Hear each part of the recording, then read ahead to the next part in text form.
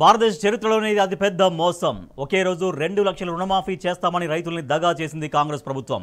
ఒకే దశలో అన్నది కాస్త 3-4 దశలైంది. తొలి 2 దశల్లో మాఫీ కాక ఒకవైపు రైతులు ఆగమైపోతుంటే అందరికీ మాఫీ చేసేశామని నిస్సిగ్గుగా అబద్ధాలు చెబుతున్నాడు రేవంత్ రెడ్డి. మొత్తం 32.5 లక్షల మంది రైతులకు 40,000 కోట్లు మాఫీ చేస్తామని ఎన్నికలకు ముందు మాటిచ్చారు. తీరా చేసింది 17,000 కోట్లే. అది కూడా 22 లక్షల మంది రైతులకు మాత్రమే. అర్హులైన సగం మంది రైతులకు రుణమాఫీ ఎగ్గొట్టారు. మరి మిగిలిన రైతుల సంగతి ఏంటి? వాళ్ళంతా ఎక్కడికి పోవాలి?